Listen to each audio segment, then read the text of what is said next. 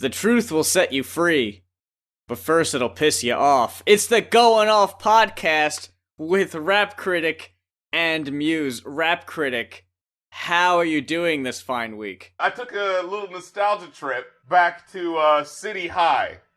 I've never heard of City High. Wait, so you haven't heard this song? I heard it, yeah, I've never heard of them before. Oh, I think they were one-hit wonder. I think this is their one hit. What year was this? 2000 something? Yeah, because the movie Life came out and this was on the soundtrack. Oh, don't do this to me. What?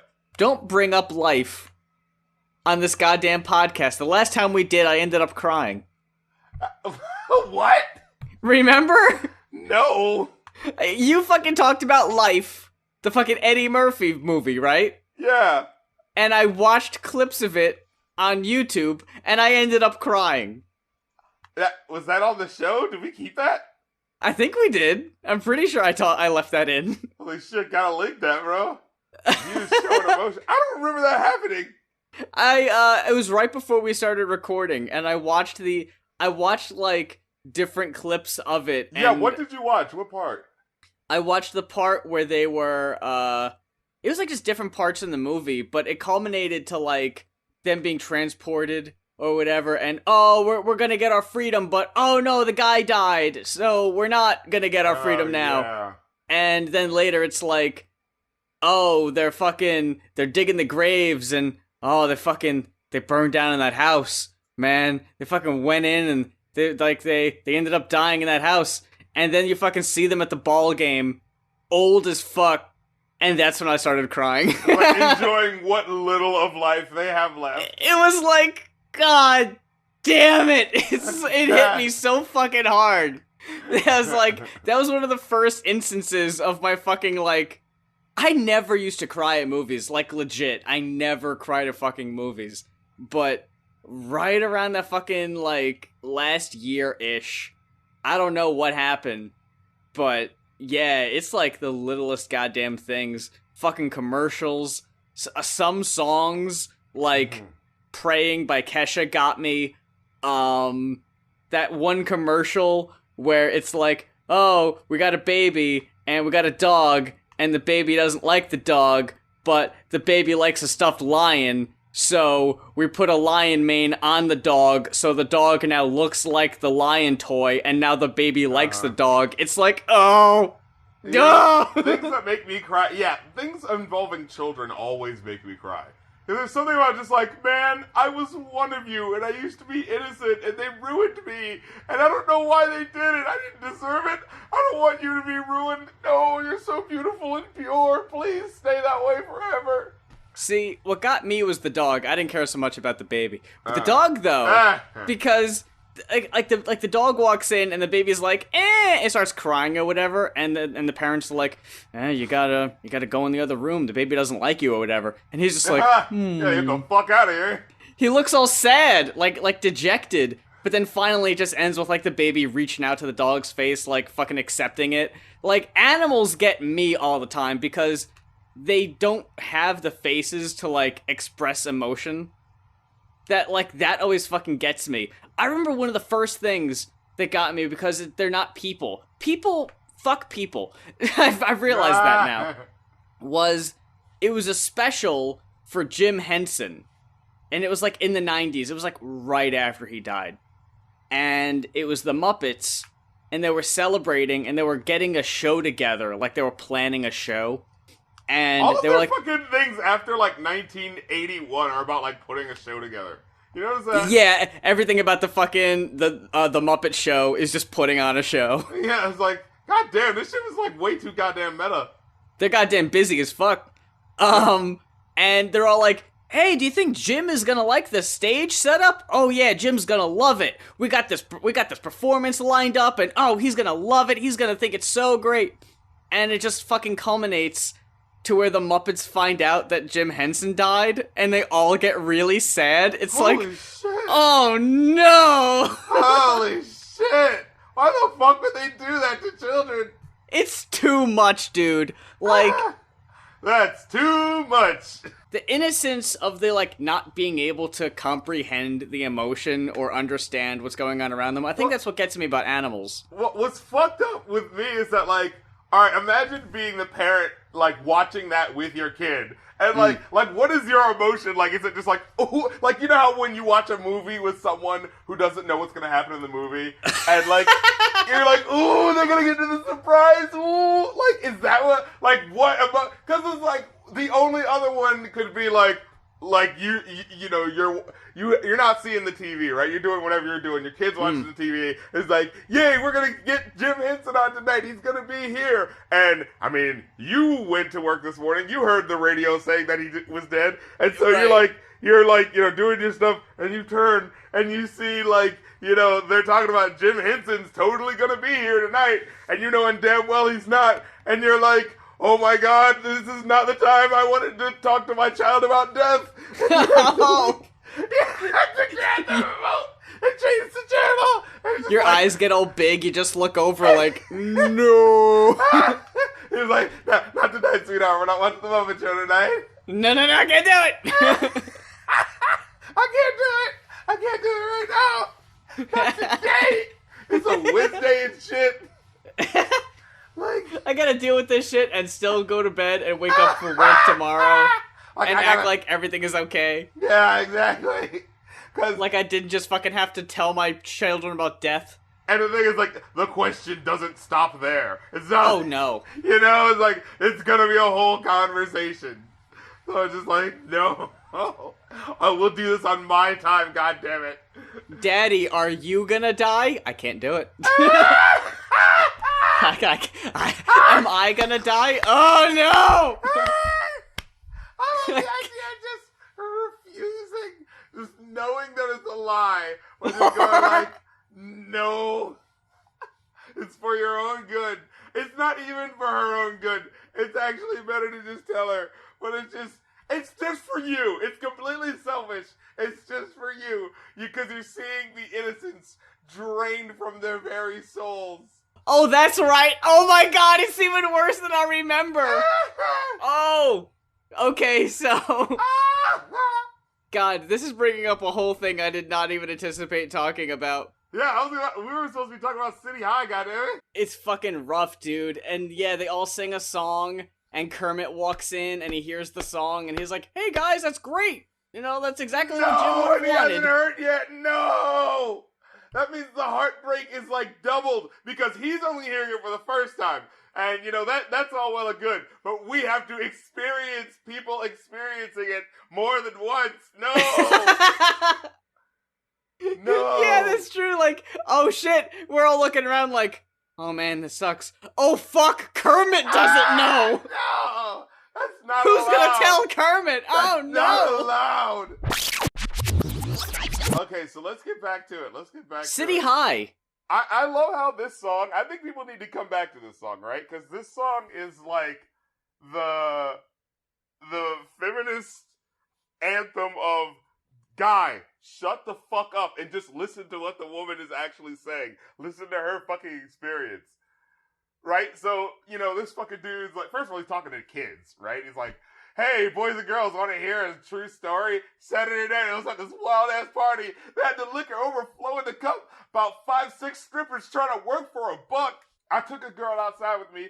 Her name was Lonnie. She went to junior high with me. I said, why you up in there dancing for cash? I guess a whole lot's changed since I've seen you last. Now, first of all, he's like, oh, shame on you. How could you possibly be in the strip club dancing for cash? That's something you should look down upon. Unlike me, someone who just went to a strip club to see girls shaking their ass, like, come on, bro, like, where do you stand right now? Like, what is your morality, really? You know what I'm saying? Do you just go to the strip club to shame people? Yeah, exactly. Fucking Captain Save-A-Ho-ass motherfucker. What a fucking dick. We get into the fucking chorus, and it's a goddamn monologue dressing this man down. like telling him about her fucking life. She's like, what would you do if your son was at home crying all alone on the bedroom floor because he's hungry and the only way to feed him is to sleep with a man for a little bit of money and his daddy's gone somewhere smoking rock now, in and out of lockdown. I ain't got a job now. So for you, this is just a good time. But for me, this is what I call life. Like it literally ends with, like, you really thought she was just gonna come in here and be like, hey girl, have you ever thought about not stripping? And, she was just gonna be like, oh wow, I never thought about that. I guess I'll go get my PhD now. Like, no, motherfucker, it's a little harder than that. Girl, you ain't the only one with a baby. That's no excuse to be living all crazy. I was like, okay, if taking off your clothes for money is living crazy, I just honestly want to say, like being naked is like literally the most natural thing any human being could do. You know what I'm saying? Like, and so just the idea that it's just like, I take off my clothes and people pay me. Honestly, it's more crazier than people who pay me, because, like, you know what I'm saying? Because, like, just being naked is like, anyone can just be naked. Why the fuck are you paying just to see people naked? But it's specifically because, we value these things and, what a woman looks like. You know what I'm saying? Then she looked me right square in the eye and said, every day I wake up hoping to die. And she was like, good God. It's like, she said, nigga, I know about pain because me and my sister ran away so my daddy couldn't rape us.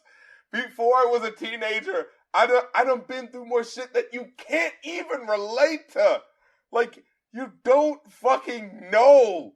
You have no idea. And that just goes to show, it's just like, all these people who, like, judge, like, women, and they're like, hey, is someone's catcalling me and I get mad at them. It's like, when you impose yourself on someone else's life, it's like, you don't get to, like, dictate the way they'll react to you, So, like, for these motherfuckers that are like, oh, I'm gonna catcall at this girl, okay, but if she rips your fucking head off, you had that fucking coming, because it's like, you could have just left her the fuck alone, but no, you think you can tell somebody what the fuck to do with their lives. And so she's like, fuck it, I'm gonna give your ass the truth, What would you do, guy? She asked him, so he'll shut the fuck up, but, like, he thinks he can fucking actually answer, right? And he's like, oh, I would let go of every excuse. It's like, the woman was fucking raped by her dad, the person who was supposed to protect her. Like, I mean, if her life isn't exactly perfect and she doesn't make all the best decisions, give her a fucking minute. Jesus. That is such a complex song that I was not ready for when you told me to listen to it. I didn't know what to expect, so that fucking caught me off guard, but wow, yeah, I wonder how a song like that put out today would play out. It would be, there honestly probably wouldn't be male verses. It would probably just be, we're not even gonna listen to the goddamn... Yeah, like, I don't need to hear what the fuck... Like, the whole point is, this song is still grappling with the idea that, wait a minute, maybe I don't need to hear the male guy's opinion. Like, but at this day it would be like, no. We know we don't need to hear your fucking opinion all the goddamn time, Yeah, the fucking devil's advocate can fuck off. We're not gonna listen to that shit. This week on the Going Off podcast, we are talking about the new album by Berner. I'd never heard of Berner, but apparently he's got a new thing, and it's a new album, and it's there. It's called, The Big Pescado. And the album cover is like a coffee stain on a napkin, but it looks like his face. It's him with weed. It looks like a coffee stain. Oh, okay, I see it now. I just clicked it. Oh, I don't know if that makes it better or worse. Dude, it looks like fucking, what's that fucking thing where it's like it's the face, and you take the magnet stick? It's like an Etch-a-Sketch, but... Yeah, it's like, oh, you put like an afro on the guy's head. It's what it fucking looks like, but it's weed. Like a weed magnet. That's probably what he would call himself. Oh! Like Pancake Man. Oh, thank God he didn't. He sounds like a fucking Ren and Stimpy superhero. What did you think of the Big Pescado, Darren? It was cool, actually. The first fucking song, Greed, spelled like it's gonna be an acronym like Cash Rules Everything Around Me, but he just said, greed rules everything around me. And so it's like, well, that That's not greed. That would be Greem. Greem. Greed rules everything around me. Greem. Pressure. Actually, I enjoyed that one as well. Wait for it. I see. The thing is, like, I thought that was dope too. I think it's weird that it feels like Game is trying to sound like J. Cole now. Like, is that just what he does? So he's just trying to sound like what does the Game sound like? Because I fucking forgot at this point. Okay, so there's 2 songs in a row about being paranoid while dealing drugs, and it's just like, man, if it's that bad, maybe you should just like stop, like you know, like you have loose lips. It's just like, man, you know, motherfuckers be tapping your phone, man. You gotta look out, you know. And you have Noid, where it's just like, oh man, the cannabinoids got me paranoid. I'm feeling the void. It's just like, dude, maybe you should stop. Like, Jesus Christ, like this isn't fun. Like, you know. Then you had Play Your Role. I didn't like that one. Had a weird lyric in it where he's like, I ride dirty in the Cadillac. Don't fire up yet. When we get there, we gonna celebrate. And I don't drink Moet. Like, what the fuck is that? Like, who says we're gonna party and have a good time? And here's what I won't do. Like, what? You better not fucking serve me Moet. I ain't drinking that shit. It's like, well, could you tell me what you are drinking? Like, what the fuck? Like, nah, I'm gonna make you guess. You figure it out. That would be more pertinent information and shit. I need to know what to buy, Berner. Oh my god, at the end of Play Your Role, dude, that fucking chick was spitting some cold fucking game. Like, goddamn. He was like, I ain't gonna be one of these bitches that's out here sucking dick for free, having her life get ruined and shit and not get no cake. Fuck that. It's like, it's just like, you'd rather have 1 million followers than $1 million, you stupid ass bitch. I was like, holy shit. And then, like, I mean, I kind of understand that with the sequencing with the next song, which is Busybody, it was like, oh man, these women sure is hoes, am I right? It's like, but technically, like, her skit kind of gave you a reason why, like, the hoe lifestyle exists. It's like survival, you know?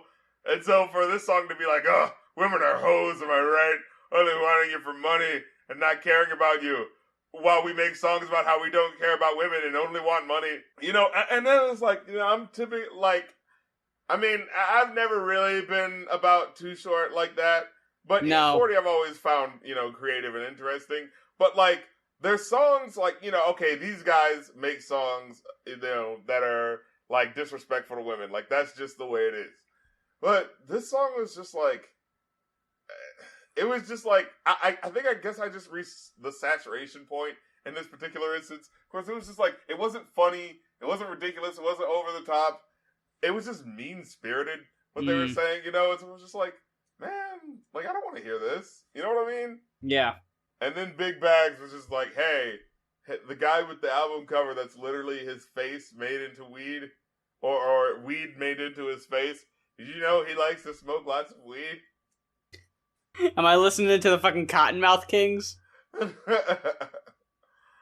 like, and in case you didn't know, let's bring on Snoop Dogg and Wiz Khalifa and Devin the Dude, and it's like, alright, we get it. And so it's just like, after a while, the album just started to peter out, which sucked, because it was just like, you know, it had a solid enough sound. You know what I'm saying? Like, it's not like I didn't want it to succeed. It's just, it got very samey and sort of uninteresting after a while, and you know, I feel like that happens to a lot of albums. Like, they just start to sag because they don't think about the whole picture of, you know, presenting a full product and not just a bunch of songs, you know? That's my overall takeaway, is, like, the album just kind of blurred together for me. Like, I don't really have too many specific thoughts on particular songs, because, like... I can totally understand that in this case. It was so... This is just every fucking... Like you said before about, like, the West Coast sample, it's like, this is every gangster rap album you've heard, and it sounds dated, because it's not bringing anything new. It's just the same fuck topics, the same fuck tones, like, oh, we're talking about weed, now we're talking about being paranoid, now we're talking about the bitches. It's like, oh, fucking right, dude. Like, I so was uninterested by Pretty much all of it, honestly. Like, I would give it a 3 because it's so mediocre to me. Yeah, me too. It was just passable, you know? I wouldn't recommend it because there are so many people who've done what he's doing here better. People on this album that have done it better. Right. It's just what the fuck ever. And it's almost an hour, which was just unnecessary. Like, come on, man. Especially when topics are being repeated and revisited so much, you could have fucking cut some of these out. Yeah. Like, why are you wasting our time? You know? Like, it's mine and your time that you're wasting. Like, you know? Cut that shit short. Keep it short, sweet, and to the point. Man, and the fucking other album is even longer. But, yo... this is where the fucking conversation's gonna happen. Oh, yeah? Because all the time we review, critical darlings, you know. And people want to get at us and be like, oh, you just don't get it, Rap Critic. You just don't get it, Muse. That wasn't the right album you should have reviewed. No. Every time. This album that you should have reviewed. Yo, I am so sick and tired of people the giving me the Photoshop runaround. I was like, let's do it. Oh yeah, hold on. I'm gonna cut this out. I need the name in front of me. Tell the good people. Post haste. Oh shit. Yeah, just like tapping my papers together. What about my notes? Okay, wait, who said that? Fucking, what's her name from the Breakfast Club? Oh, yeah! When, what's his name was in there, and he just like... You don't put some respect on my name. Yeah, and he just leaves, and she's just like, what about my notes? She had questions, fucking ready and raring to go, and didn't get to ask any of them. Yeah, I was trying to be fucking, professional. Oh, she was the fucking A student, did her homework, and he just fucks off, ropes her into it. All three of y'all. You too. Even though I don't even know who the fuck you are, I'm coming after you too. That's like the teacher getting mad. That's like you doing homework, and like it was really hard for you. So you really sort of like did your best. You studied. This is a point of pride. This is something you wanted to learn more about. This is something that you wanted to be your best on. Yeah. You know, so you studied. You stayed up all night. You didn't hang out with your boys. You know what I'm saying? Then comes, next day comes, you're ready to go. And then the fucking teacher comes in. He just got a divorce or whatever. He's drunk. He's kind of on a bender. Oh, no. From last night. And he's just like, man, fuck this fucking test. I don't give a shit. I'm not doing this goddamn class anymore. I'm not putting out the test. Fuck all y'all. And you're just sitting there like everyone's leaving, because they're like, yeah, because we all didn't study, so fuck that. And you're just sitting there with all this knowledge in your head and no one to show it to. You did the science fair project. You stayed up overnight, and then finally day of, the teacher's like, fuck it, we're watching a movie. We're not doing the science fair. Fuck your project. And yet nobody else did it, and you're just sitting there with your thing that's talking about iron and cereal that you did on... That's a fucking personal story now. I did a science fair project one year where it was, testing how much iron is in cereal by sticking a magnet in bowls of cereal. What the fuck? What about my notes? No, it's Emperor Prick! Wait, ladies and gentlemen, ya boy, you know him, you love him, the one, the only, Emperor Prick, requesting Control System by Ab-Soul. Midweek, I messaged you after listening to about half of it, and this is just gonna be the headline, the title for the review. So, this is the good Ab-Soul album, right? No! You can't do this to me, Muse! Ab-Soul cementing himself as the weakest link in Top Dog's chain. This was another 3, man, for real. Ab-Soul, the weakest part of this whole album. I liked everyone else. No. Ab-Soul and his weak-ass repetitive choruses and his dumbass punchlines can get the fuck out of here. I don't give a shit about this guy at all. He can see the fucking door. This fucking guy. This album sucked, man. I don't remember shit about the other Absol album we listened to, if this was better or worse. But this was just a fucking drag, man. I couldn't stand it. I imagine you have different thoughts. You have a different opinion.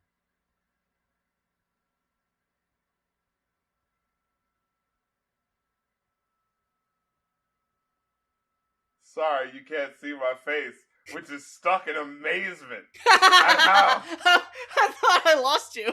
at the ignorance, Mm-mm. the absolute gall. Oh fuck no! To call his integrity into question. Mm-mm. Yo, that last album might have been whack, but this, holy shit! I have never heard this man sound so clear. That last album, when we reviewed it, I remember there was an extra track on there where he was battle rapping someone named Daylight or something. And the wordplay and all that shit was so on point. I was like, where the fuck was this guy this whole goddamn album? Yo, we get into this album, bro. First of all, the name of the first track is Solo Ho 3. Is this a series? And if it is, why would you call your own series Solo Ho? Like, what? Why are you calling yourself a hoe? I don't understand. We must have missed out. We must be late to the party. Dude, I felt the exact same way about this album that you're talking about we felt about the last one. Like, the last two tracks, the last two tracks of this album were like the two where I was like, dude, what the fuck? I was mad. Because it's like, I hated everything up until this point, and I was wondering what the fuck happened. Like, the last two tracks were the saving grace, in my opinion. So for me, when it got to track 2, simply titled Track 2. Thank you. Dude,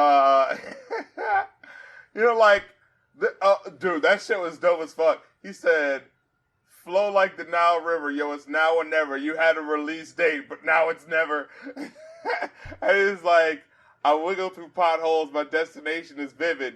To the end of the road I'm driven. Y'all tripping. Solo. The only thing I didn't like is the way this motherfucker decided to end the goddamn verse. You'd probably call his ass Soul Brother number 2. And I just took a number 2 and ate this track number 2. Like, get out. Get out. Get all the fucking way out of here with that bullshit. That's terrible. Like, the whole song up to that point was awesome. And then that happened. And I was just like, why though? But then, he has other lyrics where he's like, no religion, I'm just so explicit. I coexist in places you would never know existed. Solo here, take a photo like a 4-seater. I was like, oh shit, a photo? That was fucking dope. You cannot hate on this dude. This dude has some nice punches. He has some slick little punchlines. He has some slick fucking topics. Also, I just loved, like, in that song, Bohemian Groove, where he sounds like he's about to repeat one of the choruses. He's like, motherfuck the goat. And then, like, you hear the girl singing because it's actually her part. And so he just goes like, motherfuck the goat. Oh, I'm sorry, my bad. No, you can't front on that. That was fucking funny. And terrorist threats with fucking Danny Brown. Jesus Christ. Where he says, feel my pain, going insane, I'm ashamed, because I ain't got shit but an EPT card from a fiend that owes me, and it's in her daughter's name. How the fuck are they supposed to eat? How the fuck am I supposed to eat? Like, I just love the idea of that, like, he's saying, like, they can't eat because I have their means of eating, because that's the only way they could pay me. But then I'm like, Jesus, what fucking way is that to live? Where I'm like, paying for my meals with someone else's suffering, literally. Like, Jesus Christ. And pineal gland, which I thought was going to be a penis joke, but it turned out not, no. Where he says, dude, it was bone chilling. When he says, that's right, you ever been conscious in a coma? And it's like, please don't tell my mama this ain't marijuana. And in the background, you just hear, ooh. I was like, holy fucking God. And then he says, I made my dreams reality, so to speak, or so they say. I could still be asleep. I was like, yo, imagine like being Absol and being like, yo, all of my dreams are coming true after I got out of this coma. And then finding out that it was all a dream and you're actually, that you're not rich or famous at all. That was just your coma. Like, oh my God, that's so unsettling. Like, it just really keys you into just like the fickleness of celebrity, you know? And then, yo, the fucking crown jewel of this goddamn album, Double Standards. Oh my God. What rapper do you know that would make a song where he's literally saying, hey, sometimes I want to say no to sex. As a man, sometimes I want to say no to sex. But it's so ingrained in our society that this woman who, you know, we stereotypically assume should be the person who should be understanding, right? It's like this woman is saying like, you know, it's like, well, don't be a fucking pussy. Have sex with me. It doesn't matter if it means you're cheating on your wife. You're a man. You're supposed to want sex. You know what I'm saying? Like, it's that sort of bullshit. And then you get to the third verse. Yo. Well, the third verse is, hold on. I can't remember. The third verse where he says, you could see the immediate disconnection between a man and a woman, the reason for the aggression. For example, you've heard of Amber Cole, but you don't know that nigga that was getting domed. Yo, do you know about the Amber Cole story? No. Mm-mm. Okay, so a couple years ago on World Star, because of course it was on World Star, this one girl was underage girl, by the way. Oh. And so was the guy getting domed. They recorded them having sex and uploaded it to World Star of like her sucking his dick. Mm. And you know, like holding the camera, like, oh yeah, she's doing this. Look at this. Haha, this is awesome. And, you know, the whole time people were like, oh my God, where are her parents? Yeah, her mommy and daddy. Oh, she's a bad person. Your life is over. Think about how bad of a person you are. You're horrible. Meanwhile, do we even remember the name of the dude who did? Because I fucking don't remember his name. I don't remember the guy at all. And it's like, it just sort of tells us, it's like, men are not judged for having sex. Women are judged for having sex. You know what I'm saying? That's a damn good point. And I was just like, God damn, like, you just don't hear this, you know? And and also I just like mixed emotions for that chorus where he says, one time for my niggas poured up, yup, matching line, get screwed up like the neck on Frankenstein. And he says, but as of late, all I see is Poe, like Section 8. And, like, because that's one of those punchlines, it's like, I didn't immediately get it, but I was like, I know this is referring to something. And then you look it up and you're like, oh, all I see is poor people, like, on Section 8, but all I see is pouring the alcohol. You know what I'm saying? Oh, I got you. See, look, man, and, yo, Schoolboy Q. Oh, no, not even that. Yo, Sopa, yo, he said, Absol, he was like, oh, you the kid? Well, I'm Joseph Coney. God damn! And this shit was 2012? Holy if that's shit. not a fucking dated-ass reference for your ass. At the time, it was timely. The fucking disrespect. The disrespect, because wasn't Coney, he was leading like a child rebel. Yeah, the fucking Invisible Children movement, or whatever it was called, yeah. Fucking like, Coney 2012. Shit. That was a big fuck thing that nobody talks about anymore. Well, it just went away. A hoax? Because there was no evidence that the guy that they were saying it was actually the guy. I don't know if it was an entire hoax. The only part of the story I remember was the guy who, like, ran the campaign ended up, like, running off with everyone's money and not doing shit with it. And then he, like, showed up randomly on, like, the Sunset Strip somewhere in California. It was just, like, jerking off in public. Oh, Christ. I did not hear that part. Yeah. Because there was a South Park episode that ended with, it's like, what do you do when you make a problematic documentary? Because they were trying to, like, expose something, you know, that was wrong with the school. But it turned out they were wrong. It's like, well, what do? Yeah, go to the middle of California and pull your pants down and jerk off. Man, that really is like a truth is stranger than fiction thing, right? Yeah. You think like, man, someone running down the city streets and jerking off, wow, that does sound like something that they would put on South Park. And like for them to respond like, no, we were imitating something that happened for real. It's like, oh. You know? Anyway, getting back to it. So, he says, she got that magical vaginal, let me hocus poke. Yo! You can't front on that one. That's just clever as fuck. That's just clever as fuck. You just mad you didn't think of it first. Some of this shit's kind of corny. I'll row my boat gently down your stream. That was like some fucking chef shit. Yeah, that is. Oh, God. He says, and I ain't ever been a motherfucking lick unless I'm around the clip. Oh, shit. And yo, my man Schoolboy Q comes in. Yo, you know, I basically hated this word since Lil B ruined it. But when he came out that's saying, right. Fig row. Bitch, what you know about Fig row? Suddenly, I was like, oh, fuck. Are we just not hip? Are we just not in the know? We didn't know about Fig row. Dude, I will say, though, even if I did know what that fucking meant, there's no excuse for how many times fucking Lil B said that shit. No, not at all. Even if it had a legit meaning, and it was something we just weren't hip to, there's no excusing that shit. I think it was just like a type of chain. Like a really thick chain. Oh, okay. But yeah, right. like that's not worth. I mean, I personally don't find that much worth in chains anyway. But still, yeah, I wouldn't be shouting about it like that. Yeah, and then Lust Demons, which oh my god, that needs to go on your playlist. You're getting down and dirty playlist, bro. That shit was so sexy. Oh my god. And Illuminate, I remember this one from GTA 5. It was actually on the soundtrack, yeah. So, we have this beautiful compilation.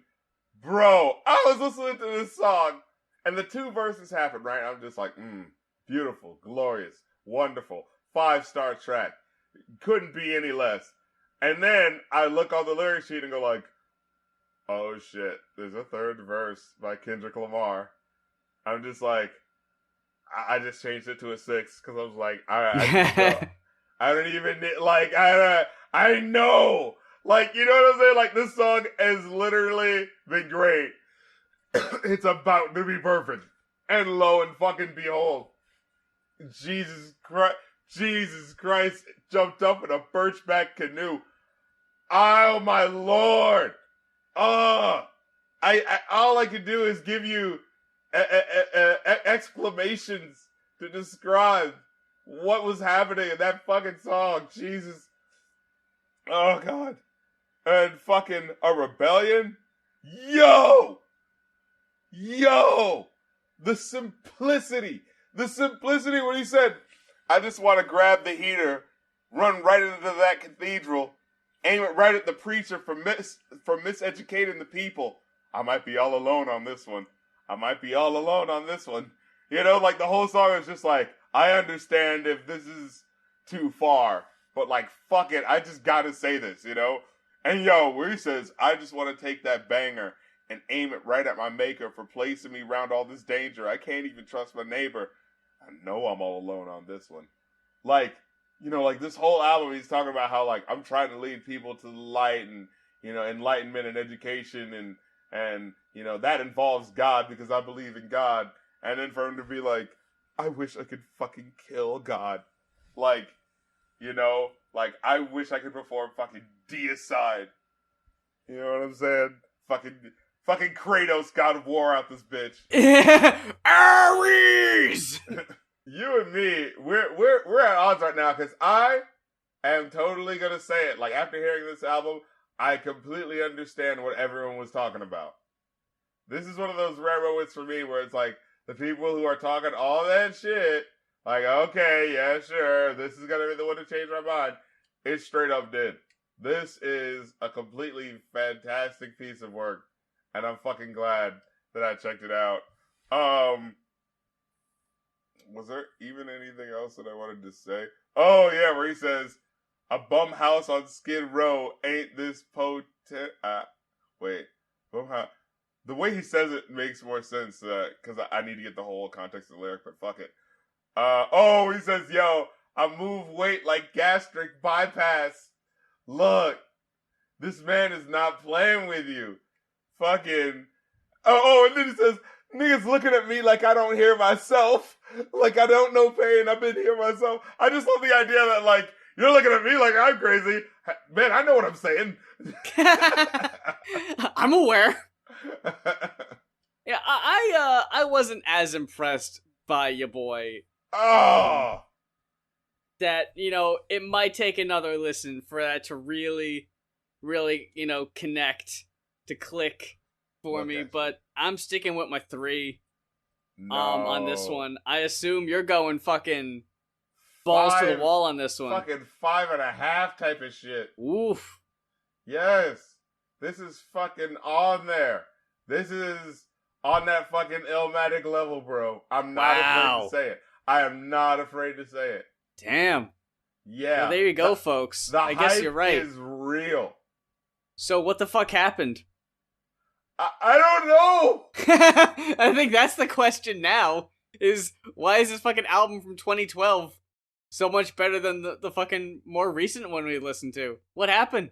Well, that about wraps it up for this week's episode of the Going Off Podcast. Thank you very much for checking us out. And to reiterate, if you have an album that you want us to review on the podcast and you want to request it for us, it is a one-time pledge to either patreon.com/rapcritic or patreon.com/muse. Check out our links for details. Big thanks out again to Emperor Prick for requesting Ab-Soul Control System. Like I had said, it's as simple as a one-time pledge to get us talking about an album you either really enjoy and want to hear our thoughts on, or if you just happen to feel like torturing us. That's been the case too. Check us out on Facebook, Twitter, subscribe to us on our respective YouTubes, and also, I've mentioned the Patreon before, but Patreon is becoming that much more important, so check us out on there and help us out if you can. And until next week, for the Going Off Podcast, I'm Muse. And I'm Rap Critic. And goddamn, life is fucking beautiful and horrible and everything. But keep doing it, because, it's always a chance to make it better,